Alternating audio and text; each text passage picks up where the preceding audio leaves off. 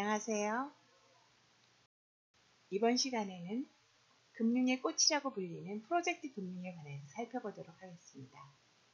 프로젝트 금융을 통한 대출의 경우에는 일반적인 대출에 비해서 훨씬 더 높은 수익성이 보장이 됩니다. 대신에 보다 높은 위험이 수반되는 것도 사실입니다. 프로젝트 금융의 경우에 이제 위험이 높은 이유는 기본적으로 책임 재산이 제한되기 때문이에요. 책임 재산이 뭘까요? 이건 이제 법률 용어죠. 어떤 금전 청구에 대해서 강제 집행에 의해서 채권자의 청구를 실현하고자 할 때 집행 대상으로 삼을 수 있는 채무자의 재산, 그걸 이제 책임 재산이라고 합니다. 프로젝트 금융의 경우에는 책임 재산의 범위가 프로젝트 자체로 한정이 됩니다. 즉 프로젝트로부터 발생하는 가득 현금 및 프로젝트 관련 자산 자체로 책임 재산이 한정되는 것을 기본으로 하는 파이낸스입니다. 우리의 일반론을 말씀드리면 기업이 소비대차 계약에 의해 조달한 자금의 상환에 대한 책임 재산은 해당 기업의 전 재산으로 구성되는 게 원칙이죠. 그렇기 때문에 이미 특정 사업 분야에서 굳건히 자리를 잡은 건실한 기업일지라도 차입 자금으로 새로운 프로젝트를 시도하는 것은 최악의 경우 부도 발생까지도 각오해야 하는 위험한 도전일 수밖에 없습니다. 그런데 이 특정 프로젝트가 실패했을 때 위험을 일부라도 누군가에게 떠넘길 수 있다면 기업들은 보다 적극적으로 혁신적이고 창의적인 신규 프로젝트에 도전할 수 있을 것입니다.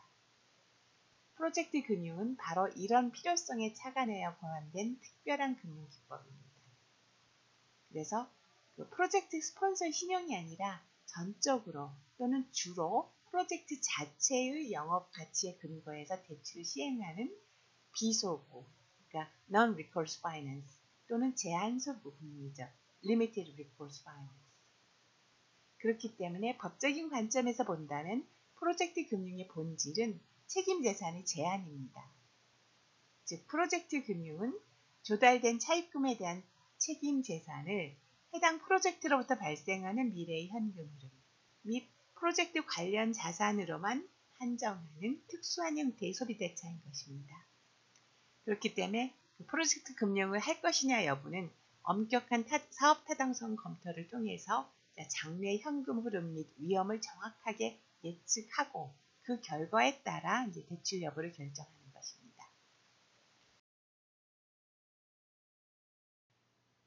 프로젝트 금융을 수행하는 과정에서 책임 재산을 제한하는 방법은 크게 두 가지가 있습니다.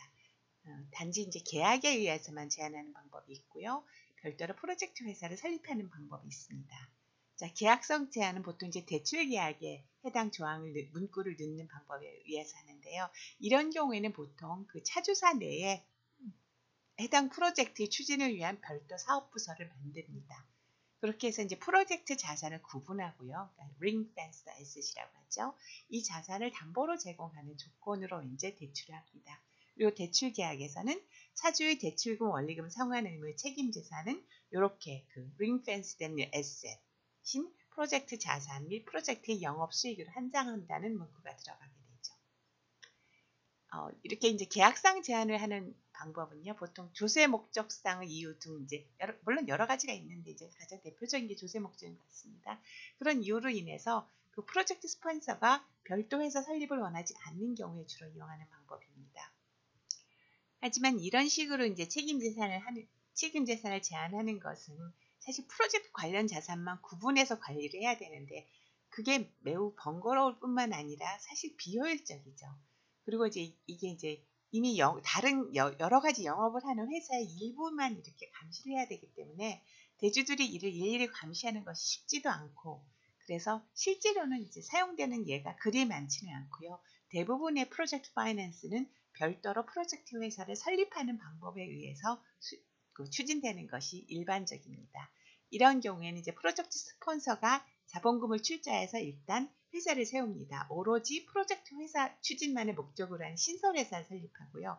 이 신설회사가 직접 프로젝트 수행에 필요한 자금을 프로젝트의 스폰서의 지급 보증 없이 차입하는 방법으로 금융이 이루어집니다.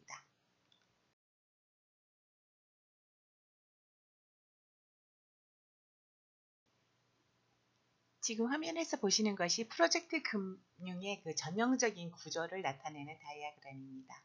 보통 이제 프로젝트를 그 프로젝트를 실제로 수행하고자 하는 그런 기업을 우리가 이제 프로젝트 스폰서라고 부르고요. 그 프로젝트 스폰서가 자본금을 출자해서 일단 프로젝트 회사를 새로 신설을 합니다.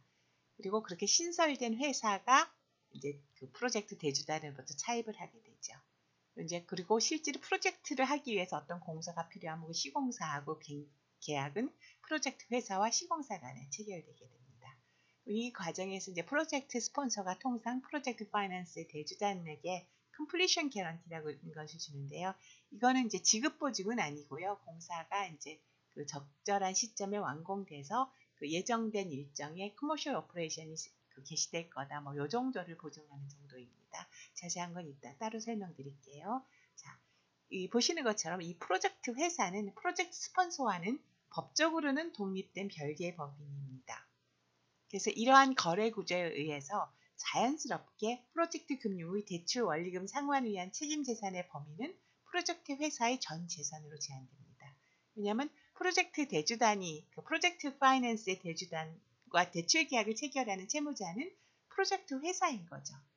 그렇다면 프로젝트 스폰서가 지급 보증을 하지 않는 한 프로젝트 스폰서가 자기하고 상관이 없는 자회사의 채무를 책임져야 될 이유는 없지 않습니까? 그래서 거래 구조 자체에서 자연스럽게 프로젝트 파이낸스의 책임 재산은 프로젝트와 관련된 회사로만 한정이 됩니다. 물론 이제 프로젝트 회사를 설립하기 위해서 프로젝트 스폰서는 상당한 금액의 이제 자본금을 집어넣고요. 혹시 또 뭐 대출을 하게 되더라도 일반적으로는 그 프로젝트 파이낸스 대주단의 대출보다는 후순위 대출 형태로 하는 것이 일반적입니다.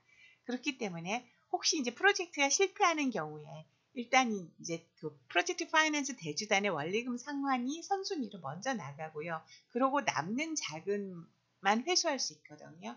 그러니까 프로젝트 실패로 인한 책임을 뭐 부담을 안 할 수는 없습니다. 하지만 이 경우에 이제 프로젝트 스폰서가 부담하는 손실이라는 것은 그 프로젝트 회사에 출자한 자본금 그리고 만약에 후순위 대출을 했다면 그 후순위 대출금까지가 맥시멈이지 나머지 그거를 넘어가는 나머지 프로젝트 스폰서의 자산은 보존이 되지요. 그래서 다시 한번 정리하면요. 이제 프로젝트 파이낸스가 완전한 그 non-recourse finance로 행해지는 경우에는 비소급 금융이요. 그런 경우에는 프로젝트 스폰서의 손실은 프로젝트 회사에 대한 자본금과 후순위 대출금을 초과하지 않죠. 제한소구 방식의 경우에는 이제 뭔가 약간의 프로젝트 스폰서가 책임을 부담하기로 약정하는 경우입니다. 그래서 이제 limited recours라고 얘기하는데요. 그런 경우에도 스폰서가 추가로 부담하기로 약속한 소구의무 범위까지만 손실이 확대될 뿐이죠.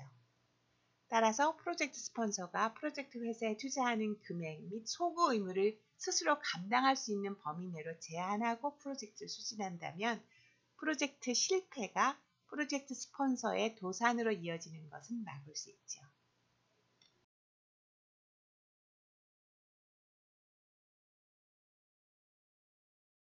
이처럼 프로젝트 금융의 대출금에 대한 책임재산의 범위가 프로젝트 관련 자산으로 제한된다는 것은 곧 그러한 책임재산을 초과하는 프로젝트의 위험은 누구에게 전가되는 것입니까? 대주들에게 전가된다는 걸 의미하는 거죠.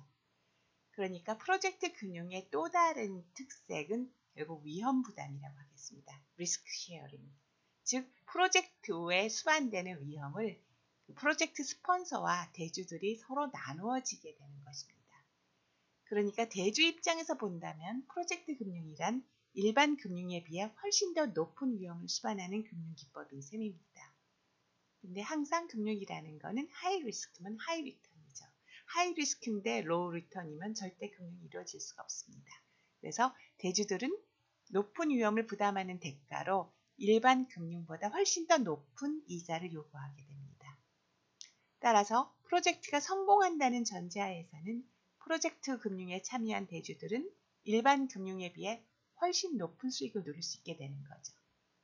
프로젝트 금융이 금융의 꽃이라고 불리는 것은 바로 이 때문입니다.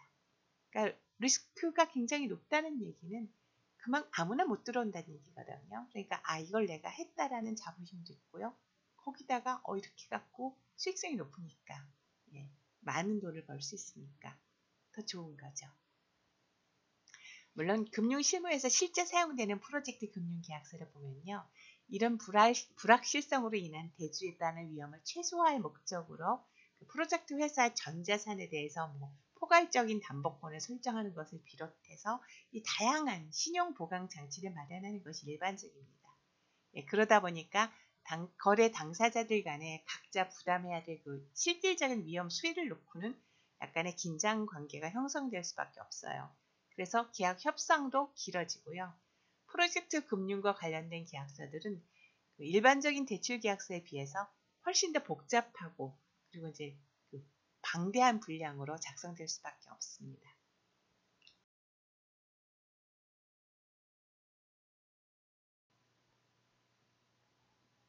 금융기관의 입장에서 대출이라는 행위는 그들의 영업입니다. 즉 수익을 얻기 위해서 하는 것입니다. 그러니까 어떤 금융기법을 사용하든 금융기관이 대출 시행을 하는 가장 중요한 전제 조건은 대주가 만족할 만한 수준으로 안정적인 원리금 상환 가능성이 확보되어야 하는 것이죠. 이게 지금 돈을 빌려줬는데 회수 가능성이 낮다 그러면 빌려줄 이유가 없죠. 그죠? 대출이라는 게 사실은 그 이자 상당의 그 마진 장사잖아요. 그러니까는 그 함부로 대출을 했다가 이게 이제 실패한 대출이 되게 되면은 그 약간의 마진을 먹으려다가 원금을 날리는 상황이 되거든요. 한번 원금 그렇게 날리고 나면은 한 건에서 원금 날리고 나면 그 다음에 그 날린 원금 보충하기 위해서는 아마 수백 건의 그 대출에서 얻어야 되는 그 마진 다 합쳐야 되는 상황이 될 겁니다. 그래서 사실 한 건의 부실 대출을 안 하는 것이 수백 건의 그 수익성 있는 대출을 하는 것보다 더 중요한 거죠. 금융기관 전체의 수익성을 높이기 위해서는. 그래서 어쨌든 대출 시행의 가장 중요한 전제 조건은 대주가 만족할 만한 수준으로 원리금 상환 가능성이 안정적으로 확보되어야 하는 것이죠. 자, 일반적으로 우리가 금융을 할 때 대출금의 상환 가능성을 좌우하는 가장 결정적인 핵심 요소가 무엇입니까? 바로 차주의 그 상환 능력이고요. 차주의 상환 능력은 를 표시하는 그 지표가 바로 차주의 신용도이죠. 자, 차주의 신용도는 현재 차주가 운영하고 있는 차주의 영업, 즉 ongoing 비즈니스와 관련해서 그간의 영업 실적, 그리고 향후 전망, 차주의 금융거래 실적, 차주가 보유하는 각종 유형, 무형의 자산 등 대출 시점에 차주와 관련하여 존재하는 이런 여러 가지 요소를 종합적으로 고려해서 결정하는 산물입니다. 자, 그런데 프로젝트 금융의 프로젝트 회사는 이 프로젝트를 위해서 지금 방금 태어난 신생아입니다. 그러니까 해당 프로젝트만을 위해서 태어난 신설 회사니까 그동안 쌓아놓은 신용이라는 게 있을 리가 없지요. 게다가 프로젝트 스폰서가 이미 투자했거나 또는 투자하기로 약정한 총 자본금이라는 것은 프로젝트 수행에 필요한 자금의 일부에 불과합니다. 그렇죠? 나머지 자금은 지금 빌려서 조달하고자 하는 게 바로 프로젝트 파이낸스거든요. 그러니까 대주단이 대출을 하기 전 시점에 존재하는 프로젝트 회사의 춘자산만으로는 그 프로젝트 수행조차 어려운 상황입니다. 그렇기 때문에 대출 시행 시점을 기준으로 본다면 차주의 신용도는 그 대출 부적격이죠. 차주의 신용도는 결코 만족스러운 수준이 아닙니다. 우리가 일반적으로 신용도가 낮은 차주에 대해서 물론 대출이 불가능한 건 아닙니다. 그런데 전제가 있죠. 신용보강이 되어야 되는 거죠. 신용보강을 끌어올려서 그쵸? 차주만의 신용 갖고는 안 된다 하더라도 뭔가 보강에 의해서 만족할 만한 신용도가 되면 이제 그때 비로소 대출이 되는 겁니다. 근데 신용보강의 방법은 크게 두 가지가 있죠. 보증하는 방법이 있고 담보를 제공하는 방법이 있고. 하지만 프로젝트 금융은 스폰서가 지급 보증을 하지 않기 위해서 하는 거잖아요. 스폰서가 보증한다면 그거야 그냥 파이낸스죠. 프로젝트 파이낸스가 아니죠. 그러니까 일단 프로젝트 금융에서 스폰서의 보증을 통한 신용 보강은 고려 대상이 아닙니다. 스폰서가 아니라면 누가 여기 보증하라고 나서겠어요? 보증하겠다고 나선다면 그거는 돈 받고 보증하는 그쵸? 전문적인 보증기관이니까 그렇게 되면 보증 수수료를 지급해야 되기 때문에 의미가 없어집니다. 자, 그래서 이제 보증을 통한 신용 보강은 프로젝트 파이낸스에서는 이제 고려할 수 있는 방법이 아니고요. 그렇다 그러면 이제 담보에 의해서 신용 보강을 하는 방법밖에 없습니다. 프로젝트 파이낸스의 경우에는 프로젝트 회사가 보유하는 총 자산에 대해서 이제 포괄적인 담보권, 이제 블랭킷 리인이라고 영미권에서 부르는데요. 총 자산에 대해서 담보를 설정하는 것이 일반적이긴 합니다. 하지만 이렇게 전 재산에 대해서 포괄적인 담보권을 설정한다 하더라도 이 담보권이 사실 그 신용 보강에는 별 도움이 되지 않습니다.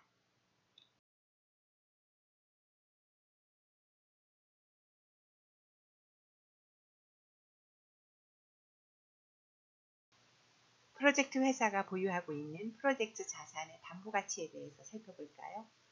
일단 대출 시행 전하고 대출 시행 이후로 구분해서 보도록 합시다. 자, 담보물이 차주의 신용을 보강할 수 있는 것은 차주가 채무를 불이행했을 경우에는 담보권자인 채권자는 그 담보물을 처분해서 그 대금으로부터 우선 면제 받을 수 있기 때문이죠. 일반적으로 담보 실행을 통한 자금 회수는 세 가지 조건이 다 충족되었을 때 가능합니다. 우선 첫 번째로는 해당 담보물의 정적 가치가 원리금 상환에 충분해야 되겠죠. 근데 이게 그 가치가 높다 그래서 그게 그냥 바로 현금으로 바뀌는 건 아니지 않습니까? 현금으로 바뀌어야지 비로소 원리금 상환에 쓸 수 있기 때문에 그 다음에는 이 자산이 시장에서 처분이 용이해야 합니다. 그리고 마지막으로는 담보권자가 제3자의 동의 없이 그런 권리를 자유롭게 행사할 수 있을 때 그때 비로소 담보 실행을 위한 자금 회수는 현실적인 수단이 되는 겁니다. 그런데 프로젝트 자산에 설정된 담보는 신용 보강 효과를 저해하는 몇 가지 이유가 있습니다.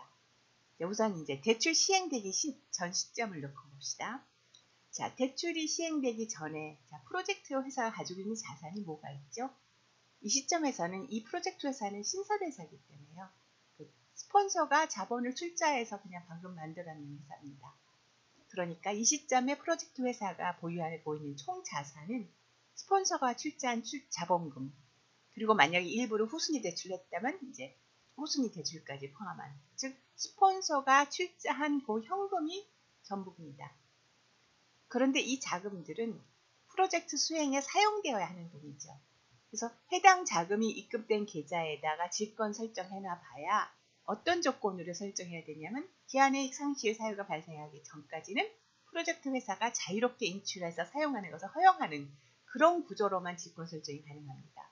그러니까 이런 식의 담보 설정이라면 사실 담보 가치는 별로 없죠. 물론 없는 것보단 낫습니다만.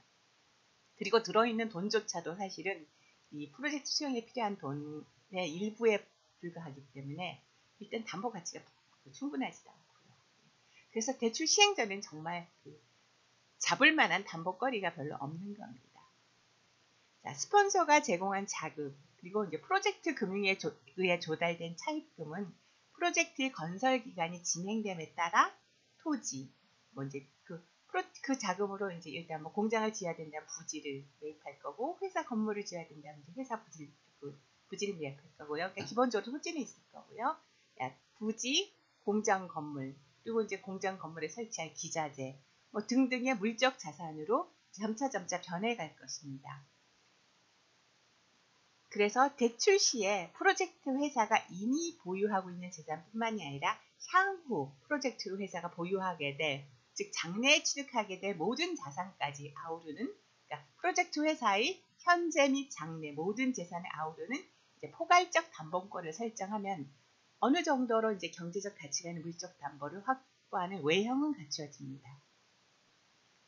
그래서 일단은 이제 프로젝트 금융을 한다 그러면 이 블랭킷 리인을 설정하고 시작을 합니다. 그런데 이제 그렇게 되면 이제 어느 정도 외형은 갖춰지는 거지만 그게 이제 담보 가치가 있느냐 하는 건 또 다른 문제죠. 생각해 보세요. 완공되지 못한 프로젝트 물적 자산은 처분이 쉽지 않죠. 그러니까 처분 가능성이 낮거나 또는 처분되더라도 회수되는 금액이 그렇게 크지 않기 때문에 프로젝트 완공 이전에 만약에 채무 불이행이 발생해서 담보물을 집행해야 된다. 이때 대주들은 이론상으로는 우선 면제권을 가지고 있지만 사실상 무용지물입니다. 그래서 완공 전에 이 담보물은 사실상 처분 가능성이 낮거나 처분되더라도 회수되는 금액이 별로 없다라고 생각하시면 됩니다.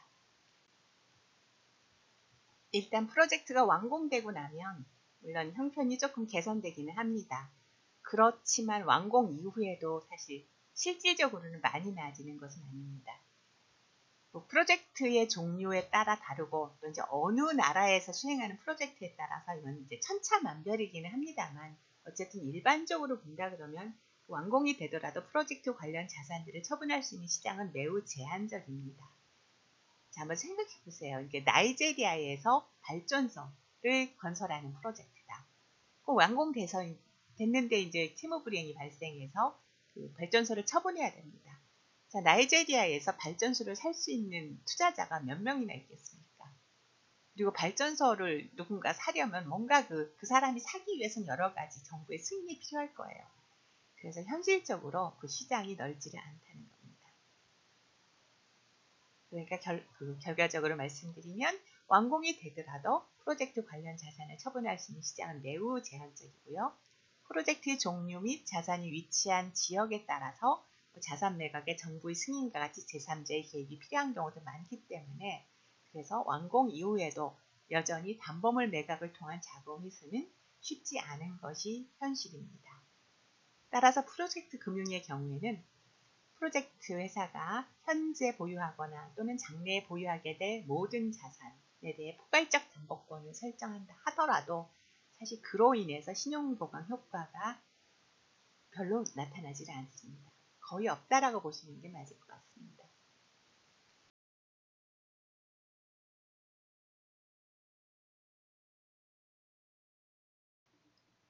방금 검토한 바에 의하면 프로젝트 회사의 전 자산에 그 블랭킷 리인을 설정해 봐야 그 블랭킷 리인은 담보 가치는 별로 없습니다. 심지어는 프로젝트가 완공된 이후에도 담보 가치가 그렇게 크지는 않습니다.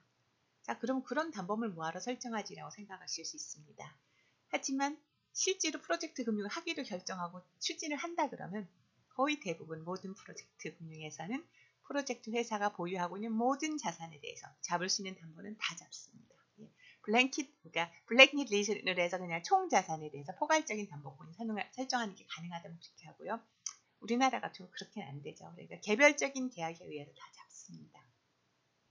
자, 무익한 것처럼 보이는에도 불구하고 이렇게 담보권을 설정하는 주된 이유는 이런 담보권이 대주들의 이익을 보호하기 위한 방어적 수단 내지는 공격적 수단으로 사용될 수 있기 때문입니다. 회사의 모든 자산에 담보권이 설정되어 있으면 대주단의 승인 없이 프로젝트 회사가 프로젝트 자산을 처분하는 것은 쉽지 않습니다. 그래서 담보권이 설정되어 있다는 것만으로도 프로젝트 회사의 중요한 자산들이 어디 처분되지 않고 오로지 이 프로젝트를 위해서만 사용될 수 있도록 할 수 있습니다.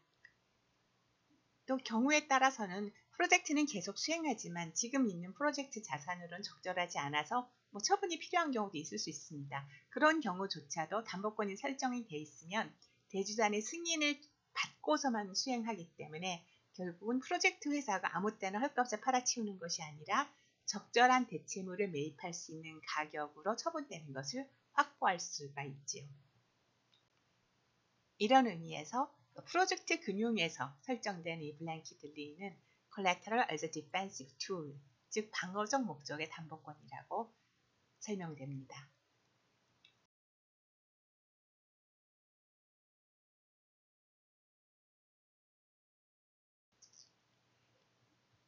프로젝트 금융에서 그 대주단으로부터 조달한 대출 원리금의 가장 핵심적인 책임 재산은 프로젝트의 상업운전, 즉 커머셜 오퍼레이션을 통해서 향후 프로젝트 회사가 벌어들일 미래의 현금 흐름입니다.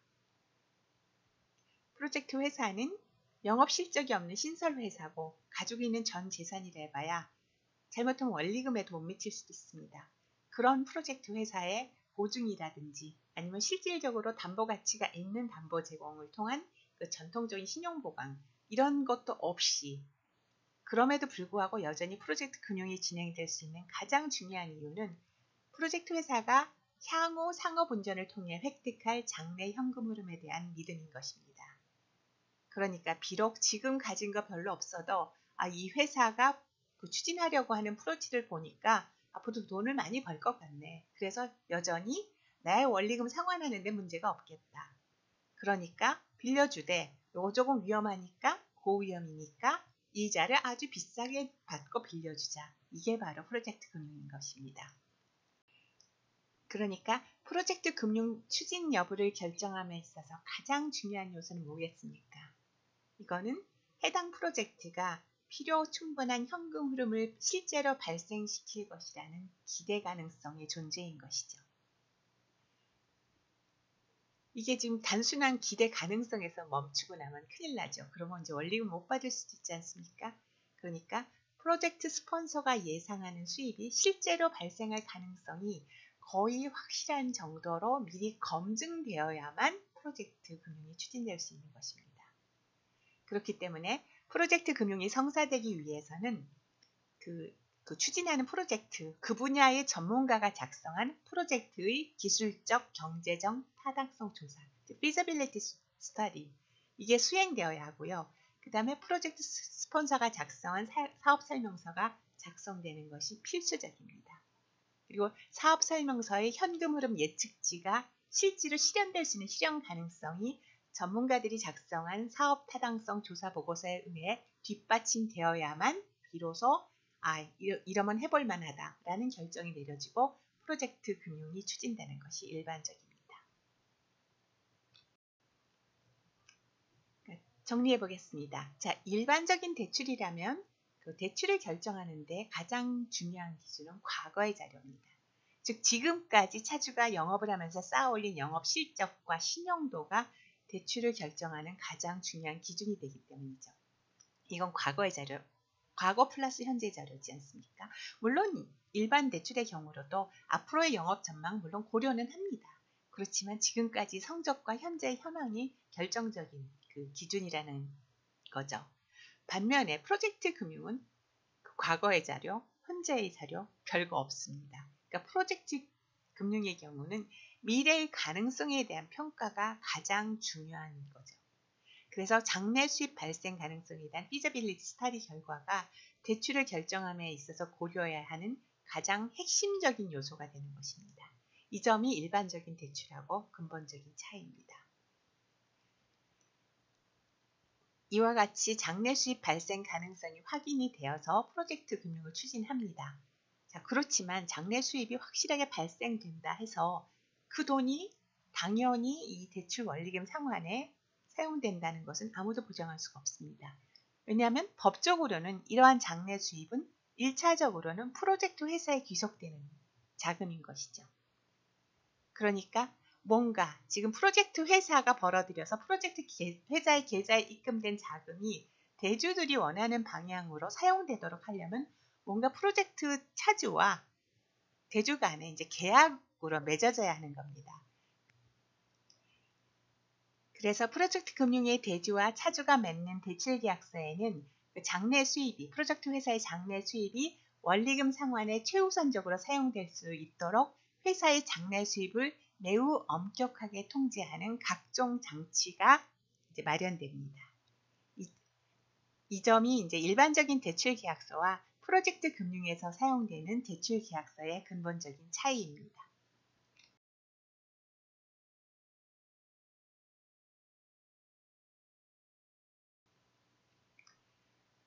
프로젝트 금융의 핵심적인 그 원리금 상환 재원이 커머셜 오퍼레이션에서 발생하는 회사의 수입이라는 점을 고려한다면 자, 대주들로서는 회사의 장래 수입을 엄격하게 통제할 필요가 있죠. 그래서 회사의 수입을 다른 용도로 전용하지 못하도록 방지해야 하는 것은 사실입니다.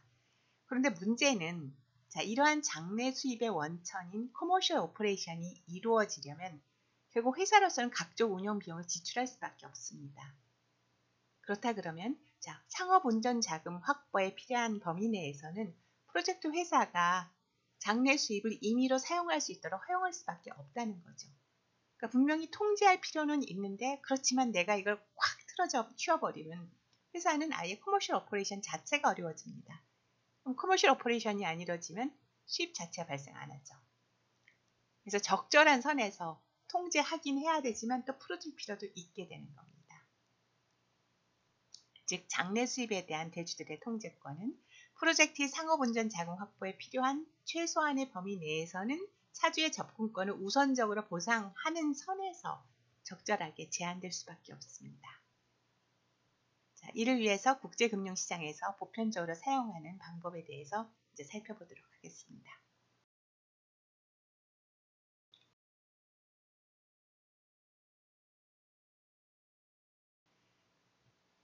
통상 대출계약서에는 그 차주의 상환 능력을 유지하기 위해서 일정한 행위를 하겠다 또는 하지 않겠다는 약속을 하는 affirmative covenant 또는 negative covenant 조항을 포함시키고요. 이러한 covenant 조항을 통해서 차주의 행동을 약간 통제하는 것은 일반적입니다. 그런데 프로젝트 파이낸스에서 사용되는 loan agreement의 경우에는 그 통제의 정도가 훨씬 엄격합니다. 지금 화면에서 보시는 것들이 보통 PF 대출계약서에서 통상 포함되는 내용들인데요. 일반적인 대출계약서의 경우에는 특별한 사정이 없는 한 이 정도 수준의 커버넌트는 포함하지 않는 것이 관행입니다. 첫 번째, 프로젝트 계좌 외의 개설 금지라는 것은요. 그 프로젝트 회사로 하여금 그 프로젝트를 수행하기 위해서 필요한 이제 일정한 계좌들은 그 대주단 중에서 그 에이전트 은행이 이제 개설하도록 합니다. 그러니까 에이전트 은행에다가 프로젝트 계좌만 개설하도록 하고요. 그 외의 계좌는 개설을 금지해 버립니다. 그렇게 되면 차주가 개설하는 모든 계좌를 에이전트가 관리를 하게 되니까 돈이 얼마가 입금되고 얼마가 인출되는지 일단 파악이 되죠. 그다음에 두 번째가 이제 프로젝트 사업 외에는 다른 사업은 수행을 금지하는 것입니다. 왜냐하면 지금 그 대주들이 이 프로젝트 금융을 할 때는 이 프로젝트의 feasibility 스터디를 통해서 그래서 요게 이제 수익성이 있다, 충분한 상업성이 있다라고 하고 지금 자금을 제공한 건데 거기에 지금 차주가 다른 사업을 수행해 버리면 이게 지금 그쪽 수익하고 이 프로젝트 수익이 섞이지 않습니까? 그러면은 당초 했던 feasibility 스터디는 무용지물이 되는 거죠. 그래서 오로지 프로젝트만 하도록 그렇게 하기 위해서 다른 사업 수행을 하지 않겠다는 약속을 집어넣습니다. 그러니까 프로젝트 외에 다른 걸 하게 되면 바로 커버넌트 위반이 돼서 이제 이벤트 오브 디폴트 사유가 되는 거죠. 같은 이유로 프로젝트 파이낸스와 관련해서 이 프로젝트 PF 대주단으로부터 차입 외에 다른 차입은 일단 금지를 하고 있습니다. 다른 차입을 하려면 그때 이제 PF 대주단의 동의를 받도록 하는 것이 일반적입니다. 그다음에 통상 자금관리 규정이라는 워터폴 클로즈를 두어서요. 그 프로젝트 계좌에 입금되는 자금들도 어떻게 사용할 것인지가 이제 자세하게 규정이 됩니다. 그다음에 모든 프로젝트 계좌와 장래 채권에 대해서는 담보권을 설정하도록 하고 있고요. 그다음에 운영 자본을 일정 금액을 반드시 유지한다는 확약, 그리고 그 데트 에코티 레이쇼를 일정 비율로 유지한다는 확약을 포함시키는 게 보통입니다. PF 파이낸스가 아닌 경우라면 여기 있는 것 중에서 마지막 확약, 그러니까 일정률의 자산 부채 비율 유지 확약 정도가 들어갈 수 있겠죠. 그 외에 나머지 확들은 프로젝트 파이낸스가 아닌 경우라면 로운 어그리먼트에 포함되는 경우는 매우 드뭅니다. 매우 이례적입니다. 그게 포함이 된다면.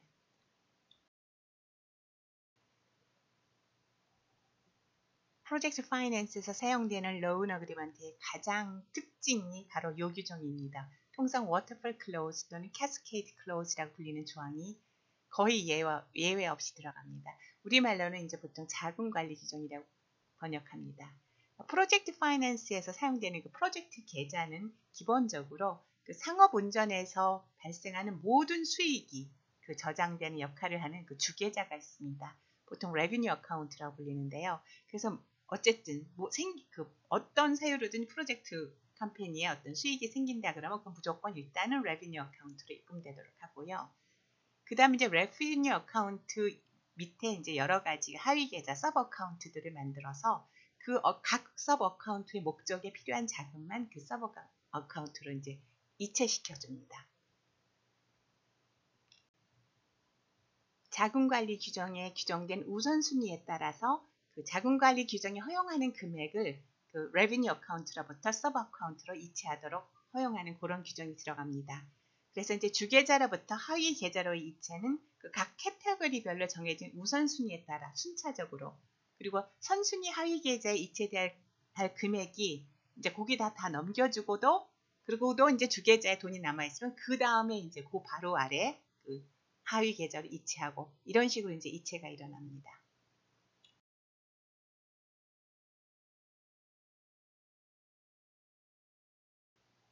워터풀 클로즈에 따라 이루어지는 자금 이체를 도표로 나타내면 지금 화면에서 보시는 것과 같은 다이아그램이 됩니다.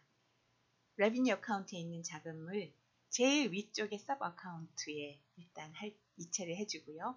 그리고 남는 자금이 있으면 그 아래 서브 어카운트로 이체하는 식입니다. 이렇게 자금관리 규정이 규정하는 우선순위 체계에 따라서 레비뉴 어카운트로 입금되는 자금은 마치 폭포수가 흘러내리듯이 각 지급 항목의 순차적으로 사용될 수 있도록 각 하위 계좌로 할당되기 때문에, 그래서 이제 워터풀 클로즈 또는 캐스케이드 클로즈라고 부릅니다. 오퍼레이팅 어카운트는 그 프로젝트 회사가 그러니까 프로젝트의 그 커머셜 오퍼레이션을 하기 위해서 필요한 운영 자금이 입금되는 계좌이고요. 그 다음에 데트 서비스 어카운트라는 거는 그 지금 이체일 직후에 돌아오는 원리금 상환일에 실제로 상환되어야 할 자금이 입금되는 계좌가 데트 서비스 어카운트입니다. 근데 이제 딱 한 번치만 1회치 원리금 상환만 해놓으면은 혹시 그 다음에 회사에 뭐 그 상업 운전이 조금 그 안 좋아서 돈이 덜 들어왔을 때 원리금 상환이 부족할 수가 있죠. 그래서 보통 이제 뭐 한 번에서 한 3번 정도 이렇게 그 필요한 그 원리금 상환에 필요한 그 금액을 적립하도록 요구하는 경우가 많습니다. 그래서 그 다음 원리금 상환을 위해서 필요한 적립금은 보통 데트 서비스 리저브 어카운트로 들어갑니다.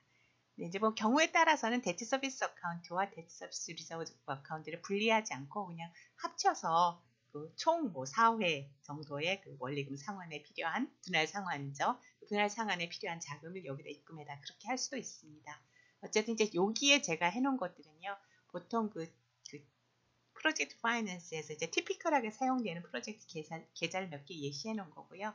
해당 프로젝트와 당사자들의 이제 구체적인 사정에 따라서 더 만들 수도 있고 이름을 달리 붙일 수도 있습니다. 이제 기본적으로는 제일 위에 오퍼레이팅 어카운트가 오고 그 바로 밑에가 이제 데트 서비스 어카운트 내지는 뭐 데트 서비스 리저브 어카운트가 오고 제일 밑에 오는 게 이제 디스트리뷰션 어카운트입니다. 그 사이에 중간에 이제 다른 계좌들은 뭐 필요에 따라서 얼마든지 더 넣을 수 있습니다. 디스트리뷰션 어카운트는 주주에 대한 배당금 또는 주주가 제공한 후순위 채권의 그 이자나 뭐 분할 상환 원금 이런 것들이 이제 지급하기 위한 계좌입니다. 그러니까 이제 주주에게 나가는 돈이죠. 그래서 제일 후순위고요. 그 이제 지금 레비뉴 어카운트에 돈이 있다 그래서 이제 마구 디스트리뷰션 어카운트로 돈이 흘러갔다 잘못하면 그 다음 기일에 도래하는 그 날짜를 기준으로 보면은 오퍼레이팅 어카운트나 데트 서비스 어카운트 등에 들어갈 돈이 부족할 수가 있지 않습니까? 그래서 이제 선순위에 입금될 자금이 부족하게 되는 상황을 방지하기 위해서 이제 디스트리뷰션 어카운트에 자금 이체가 되는 거는 아무 때나 되는 게 아니라요. 그 디스트리뷰션 어카운트 바로 위에 있는 서브 어카운트 있죠. 거기까지 필요한 자금이 다 이체되고도 레비뉴 어카운트에 남아 있으면은 그 자금에 한해서 그 다음에 그것도 그 이체일 직후 단기간에 그 윈도우 프리 피어리어드에만 디스트리뷰션 어카운트를 보낼 수 있습니다. 그래서 이제 디스트리뷰션 어카운트에 들어간 돈은 이제 주주에게 대한 배당금이나 후순위 채권의 뭐 원금 분할 상환, 이자즉 이런 데 사용되는 거고요. 그다음에 이제 그 윈도우 피어리어드 이후에 입금되는 레비뉴 어카운트, 그 윈도우 피어리어드 이후에 레비뉴 어카운트에 입금된 돈은 여전히 레비뉴 어카운트에 남아 있다가 다시 또 다음번 회차에 오퍼레이팅 어카운트, 데트 서비스 어카운트 이런 식으로 이체가 일어나는 거죠.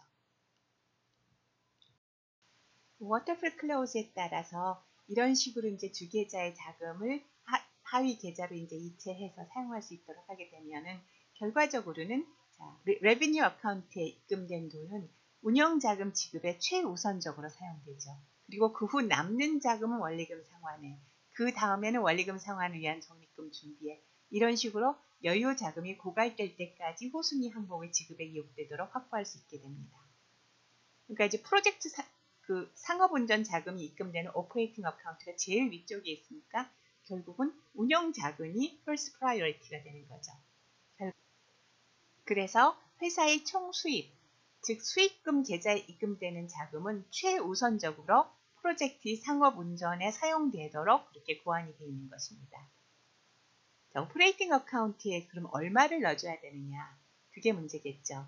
이제 그거는 대출 계약서에 그 오퍼레이팅 어카운트에 입금되는 금액을 구체적으로 어떻게 산정할 것인지에 관하여 상세한 규정을 두는 것이 일반적입니다.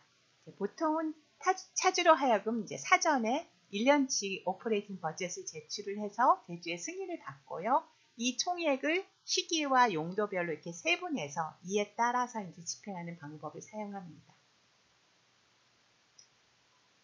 그리고 이렇게 서브 어카운트에 입금되는 금액들은 각 어카운트별로 용도가 지정되어 있기 때문에 다른 용도로 인출해서 사용되는 것은 허용되지 않습니다. 그래서 이제 이와 같은 워터폴 클로즈를 통해서 그 대주단으로서는 회사의 수입을 통제하면서도 프로젝트 상업운전에 필요한 자금은 적기에 회사가 적절하게 사용할 수 있는 재량권을 부여하고 있죠. 그래서 이렇게 통제는 하지만 또 나름 회사에게 약간의 그 재량권도 주고 있는 겁니다. 만약에 워터폴 클로즈가 없다 그러면요. 결국 그냥 계좌에다 담보를 설정할 수밖에 없거든요. 근데 이제 계좌의 질권을 설정해 보세요. 질권 설정하면 그 계좌로부터는 자, 대주의 승인이 없이는 자금을 인출할 수 없게 되죠. 그러니까 회사가 자금 운용하는데 어려움이 많죠. 그러니까 그냥 질권을 설정하는 경우에는 일단 계좌에 입금된 자금을 대주들이 확보한다는 면에서는 확실하지만 그렇게 하면 이제 상업운전이 제대로 안 이루어져서 계좌에 입금될 수입이 제대로 발생하지 못할 수가 있죠. 그러니까 그런 문제를 해결하기 위해서 이렇게 이제 복잡하게 그 레비뉴 어카운트와 이제 서브 어카운트를 두어서 이렇게 워터폴처럼 이렇게 폭포수처럼 돈이 흘러내리게 하는 구조를 취하고 있는 것입니다.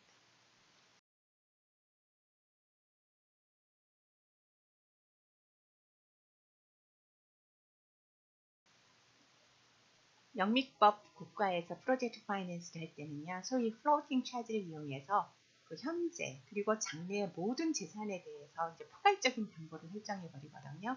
이걸 이제 블랭킷 레인이라고 보통 부르는데요.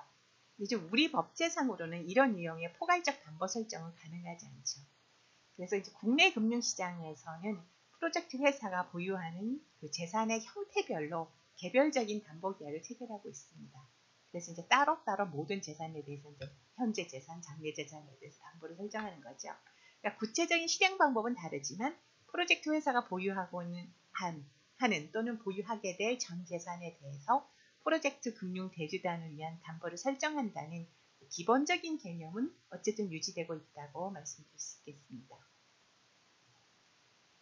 자, 자금관리 규정 워터폴 클로즈에 따르면 프로젝트 회사의 모든 수익금은 그 통상 레비뉴 어카운트로 입금되어야 합니다. 그런데 이제 요거는 그 워터폴 클로즈상 회사가 그런 의무를 부담한다는 거에 불과하고요. 그 의무는 사실은 채권적 의무에 불과하죠. 그러니까 프로젝트 회사가 자, 그 약속을 어기고서 레비뉴 어카운트가 아닌 다른 데다가 돈을 빼돌린다고 생각을 해보세요. 이때 대주단이 할 수 있는 조치가 뭐가 있을까요? 이거 그냥 채권적 의무의 위반이니까 로운 어그리먼트 위반이다. 로운 어그리먼트 위반이면 뭐 할 수 있죠? 이벤트 오브 디폴트에 해당하니까 엑셀러레이트 하겠다. 이거밖에 없습니다. 근데 이제 그렇기 때문에 이제 그냥 단순히 워터폴 클로즈만 두는 걸로는 좀 곤란하고요. 그래서 장래 수입 자체를 대주단이 제대로 통제하려면 모든 장래 채권에 대해 질권을 설정해 두는 것이 바람직합니다. 그런데 이제 이런 장래 채권이 이제 불특정 다수인에 대한 매출을 통해서 발생하는 프로젝트의 경우라면 그 해당 국가의 법제에 따라서 사실상 그 효력이 미치는 범위에 차이가 있을 수가 있고 또 아예 설정 자체가 안 되는 경우도 있겠죠. 하지만 뭐 법적으로 허용되는 범위 내에서는 최대한 그 잡을 수 있는 거는 다 잡아야 되겠죠. 프로젝트가 정상적으로 진행되는 동안에는 프로젝트 회사와 대주들은 프로젝트의 성공이라는 공동 목표를 향해 달려가는 운명 공동체입니다. 대주들에게 가장 중요한 책임 재산인 그 프로젝트 회사의 현금 흐름조차도 자금 관리 조항에 따른 통제는 받지만 어쨌든 프로젝트 회사가 운영 자금으로 사용하도록 허용하는 것도 바로 이런 이유에서입니다. 프로젝트가 성공하는 것이 서로에게 윈윈인 거죠. 하지만 이제 이벤트 디폴트가 발생하게 되면 얘기가 달라지죠. 이때부터는 프로젝트 회사와 대주들은 서로 공동 운명체가 아닙니다. 그렇다면 이때부터는 프로젝트 회사의 모든 자금은 또는 앞으로 발생하는 모든 수입은 대주들의 이익을 최대한 보호하는 방향으로만 사용되고 처분되어야 합니다. 그러려면 적어도 이 순간부터는 대주들은 자금관리 조항에 따른 계좌 이체 및 자금 인출을 즉시 동결하고 프로젝트 계좌에 입금되어 있는 모든 자금을 직접 통제할 수 있어야 되겠죠. 그리고 이 시점부터 발생하는 장래 채권에 대해서는 대주들이 직접 추심할 수 있어야 됩니다. 대주들이 그 장래 매출 채권과 그리고 이제 프로젝트 계좌에 입금된 그 자금, 계좌 자체에 대해서 이 정도 통제권을 가지려면 결국 모든 장래 매출 채권과 그리고 모든 프로젝트 계좌에 대해 대주들이 담보권을 보유해야 가능하죠. 그래서 실제로 이제 국제금융시장에서는 이제 장래 매출 채권과 그리고 이제 모든 계좌에 대해서 대주들이 담보권을 보유하는 방법으로 이러한 통제권을 확보합니다. 근데 이제 프로젝트 금융의 차주가 한국 회사인 경우에는 적어도 담보권 설정과 관련해서는 한국법이 적용되거든요. 그러니까 계약의 준거법이 어느 나라 법이냐하고 담보권 설정이 어느 나라 법이 적용되느냐는 좀 다른 얘기입니다. 그래서 아무리 로운 어그리먼트에 거버닝 로우를 뭐 잉글리시 로우 이렇게 만들어도 그 한국 회사가 보유하는 자산에 대해서 뭐 질권이나 저당권을 설정하겠다 그러면 한국법상의 제약을 가질 수밖에 없습니다. 그런데 이제 담보를 설정하려면 기본적으로 그 목적물은 양도 가능해야 됩니다. 그러니까 장래 매출 채권에 대해서 질권이나 양도 담보를 설정하겠다라고 하면 결국은 그 장래 채권이 양도 가능해야 되거든요. 그런데 이제 그 장래 채권의 양도 가능성에 대하여 우리 대법원 판결이 취하고 있는 입장은 뭐냐면요. 양도 당시에 특정 가능하고 가까운 장래에 발생할 것임을 상당한 정도로 기대할 수 있어야 양도 가능하다. 이게 현재까지 대법원의 입장입니다. 이 대법원 판결에 따르면 결국은 질권을 설정할 수 있는 장래 매출 채권의 범위도 요 범주 내로 한정되는 것이죠. 그렇게 되면 결국 이제 장기 공급에 따라 계약에 따라서 이제 그 차주가 수령한 매출 채권 같은 경우에는 그 기본 계약이 있으니까 특정 가능하고 그리고 뭐 계약에 따라 발생할 것이기 때문에 뭐 가까운 장래에 발생할 것이 상당한 정도로 기대된다 이렇게 할 수 있지만 이게 그런 장기 공급 계약 같은 어떤 기본 계약이 없이 불특정 다수인을 상대로 매출 채권이 발생해야 되는 상황에서는 그게 과연 질권 설정이 가능하냐 하는 의문이 생기는 것이죠. 프로젝트 계좌의 경우도 마찬가지입니다. 프로젝트 계좌의 경우에는 보통 질권을 설정하더라도 이벤트 오브 디폴트 이전에는 자유롭게 인출할 수 있게 하면서 다만 이벤트 오브 디폴트가 발생하면 이벤트 오브 디폴트 이전에는 우리 왜 질권 설정하더라도 그 대주의 승인이 있으면은 그러니까 담보권자의 승인이 있으면은 인출할 수 있거든요. 그래서 이제 그 방법을 이용해서 이벤트 오브 디폴트 전에는 인출할 수 있도록 이제 포괄적인 승인을 미리 주는 거죠. 그렇게 하면 이벤트 오브 디폴트 전에는 인출 가능하지만 이벤트 오브 디폴트와 동시에 이제 더 이상 안 된다라고 해서 동결하는 것이 우리 법상도 가능합니다.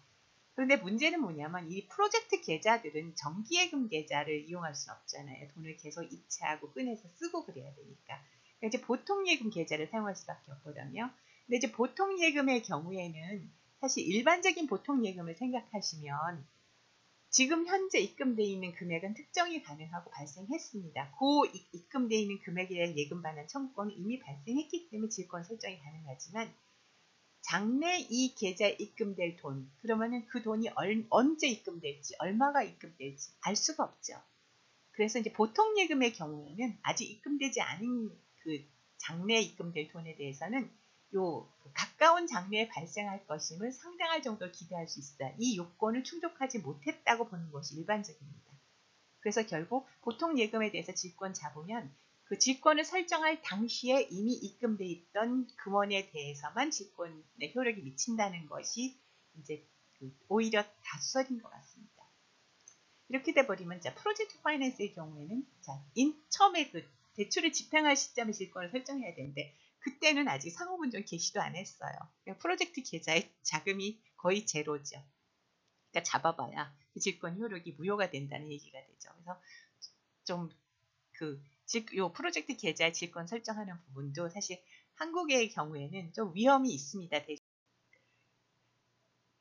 과거에는 질권의 불확실성으로 인한 이런 위험은 사실 별 대책이 없었기 때문에 결국은 대주들이 이런 불확실성의 위험을 떠안고 그냥 거래를 했습니다. 대신에 뭐 이자를 더 비싸게 받았겠죠. 그런데 이제 이 문제가 어느 정도는 지금 해결되어 있습니다. 2010년 동산 채권 등의 담보에 관한 법률이 제정되고 이 법률이 2012년부터 시행되었는데요. 이 동산채권 담보법에 따르면 채권 담보권이라는 새로운 종류의 담보권이 생겨났습니다. 그래서 동산채권 담보법에 따라 담보 등기를 하는 경우에는 이렇게 해서 설정되는 채권 담보권의 경우에는 가까운 장래 발생 가능하다는 이 요건을 요구하지 않고 있습니다. 그리고 이제 그 특정성의 문제도 그 채무자를 특정할 필요까지는 없고 채권의 종류, 발생 원인, 발생 연월일을 정하거나 기타 유사한 방법으로 특정할 수 있으면 된다라고 하고 있습니다. 따라서 이 동산채권 담보법에 따라서 채권 담보권으로 등기를 하면 지금 제가 질권 설정과 관련해서 얘기한 문제들은 상당 부분 해소가 됩니다. 다만 이제 동산채권 담보법에 따라서 담보 등기를 하는 경우에는 등록 면허세를 부담해야 되기 때문에 비용이 좀 발생하지요. 프로젝트 금융에서 물론 제일 중요한 담보권은 장래 채권에 대한 담보권과 프로젝트 계좌에 대한 담보권입니다만 그 외에 이제 추가적으로 잡는 담보권들로서는 예를 들면 뭐 차주의 보험금 수령권을 양도받는다든지 프로젝트와 관련된 이제 특정 유형 자산, 공장 설비, 공장 건물, 공장 부지 뭐 이런 거에 대해서 이제 저당권을 설정하는 거죠. 그리고 이제 나중에 완공된 다음에 설정하는 거죠. 지금 건설 중에는 설정이 안 되니까 이제 건설 중에는 이게 완공되면 설정해주겠다는 약속만 대출계약서에 들어가 있는 거고요. 완공되는 족족 바로 이제 담보를 설정하게 됩니다. 그다음에 차주의 주식에 대해서도 담보 설정하는 것이 일반적인데요. 다만 이 경우에는 이제 은행업법 제38조 제5조 5호에 따르면 다른 회사의 발행 주식의 20%를 초과하는 주식을 담보로 하는 대출은 금지되어 있기 때문에 이제 요 제한을 받습니다.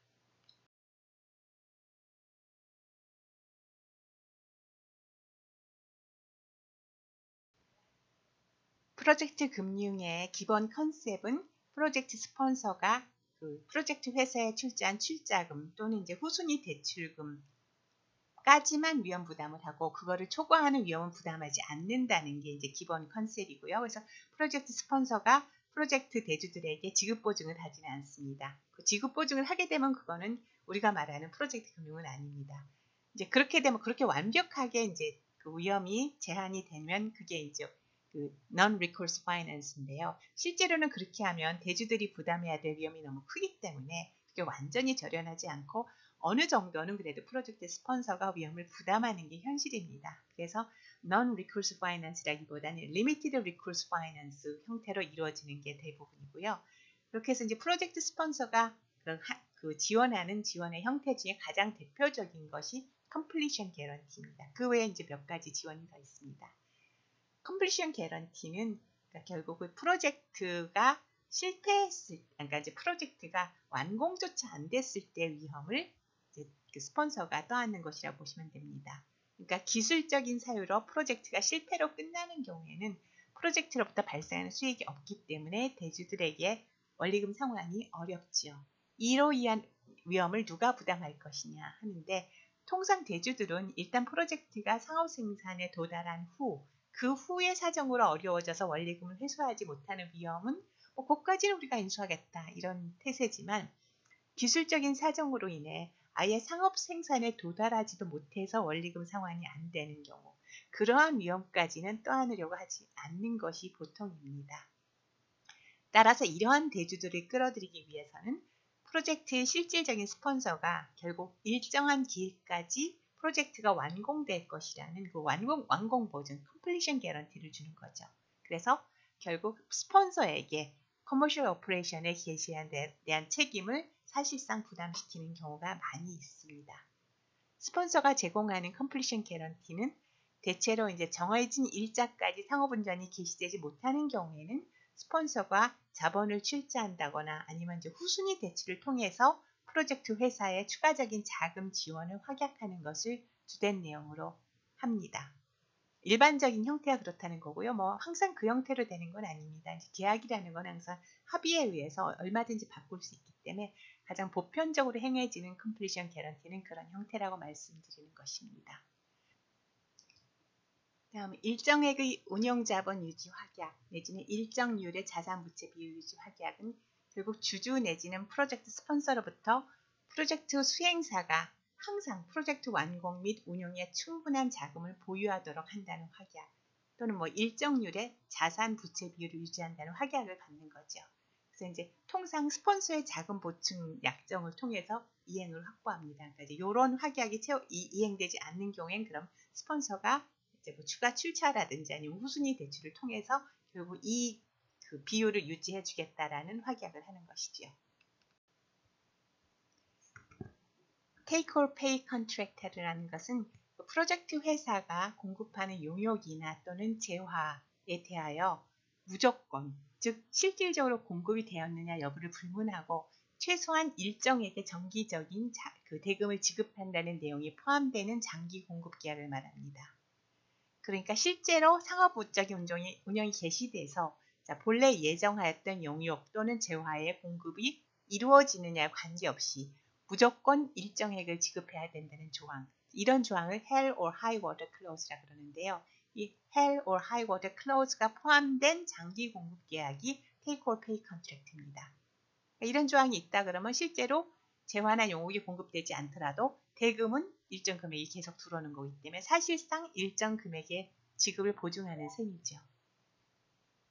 Take or Pay Contract는 프로젝트 회사가 공급할 재화 또는 용역과 관련된 거니까 이러한 재화나 용역의 수요자가 상대방이겠죠. 그런데 일반적인 수요자가 이렇게 불리한 내용의 공급 계약에 응할 가능성이 별로 없습니다. 그렇기 때문에 사실상 이런 계약의 상대방은 대체로 프로젝트 스폰서일 것입니다. 그 다음 이제 프로젝트 스폰서의 지원이라 하면 프로젝트 대출금의 후순위 약정 정도를 생각할 수 있겠습니다. 즉 프로젝트 스폰서가 프로젝트 회사에 대출을 하는 경우에는 그 대출금은 프로젝트 금융의 대주단의 대출금보다 후순위로 하겠다는 약정인 것입니다.